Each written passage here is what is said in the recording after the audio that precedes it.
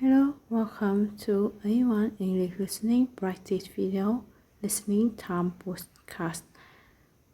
Inflation Part 4.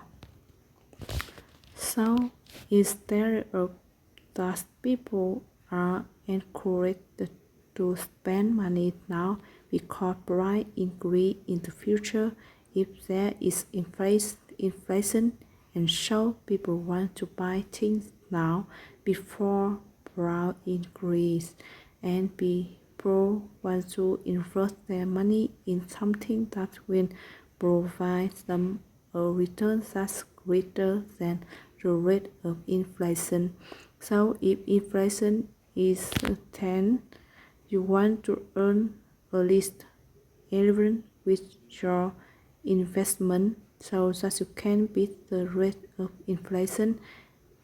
So in the opposite degree, if there is a deflation, this has a opposite effect. It encourages people to save money because their money will actually be worth more next year than it's worth now. So you put your $10 in a saving account and maybe that grows to next year, or maybe it doesn't, maybe it's just $10 still. However, that $10 buys more next year because price have gone down and you will revive an increase in your purchasing power. So that's what happens when there's deflation. And in many cases, deflation might result in less investment because people don't need to change the best form of investment to beat the rate of inflation. Because there is no inflation, there's deflation. So people don't need to search for those investments. They can just keep the money in a bank account and it grows in real value over time because prices are going down. So you see how inflation and deflation encourage the opposite behavior, right? And when it comes to waste, the word waste just refers to the amount of money that you make, especially the amount of money you make per hour. So when it comes to waste and your income, it never keeps up with inflation if there's high inflation. So if there inflation, your waste probably not going to go up by the same amount at the same time, right? So you might revise rents over time. Your boss might raise your salary. However, your overall purchasing power is not increasing because prices are increasing faster than your wage. So even though you might make more money in 1 year, your real wealth is actually less. When I say your real wealth, I'm referring to your real wealth adjusted for inflation, right? So even though your income might increase, life continue to get harder and harder to afford. The word afford is used to say that you can pay for some things. So if I say I can't afford that car, I'm saying I don't have enough money to buy that car. So the life gets harder and harder to afford because your income doesn't increase as fast as inflation increases.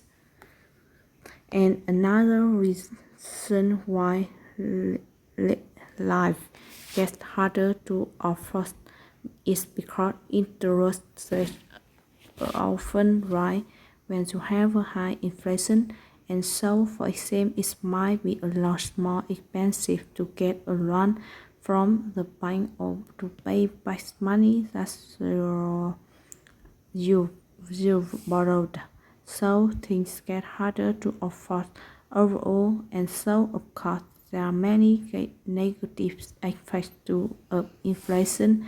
This is something that hurts people very badly in many cases. So what are some countries that have high inflation right now in 2023? So I will mention of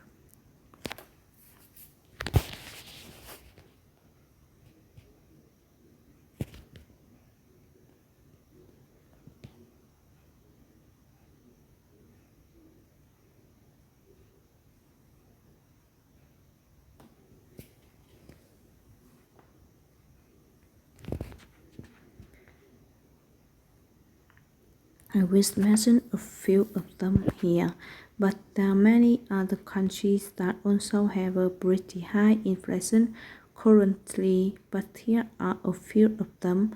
Venezuela has around, so it's made by today being 400 what they were last year, right? That's not a good situation, of course. In the country of Lebanon recently, there was over 250 inflation, really high. In Argentina, inflation have been a big problem in recent years, and the rate of inflation has reached to over 100, and inflation is also a big issue to Turkey right now. It's close to 50 at the time of recording this, so there are some countries right now that are dealing with major problems because of very high inflation, and maybe you live in one of their country and you know exactly what I'm talking about. It's not a good situation to be in.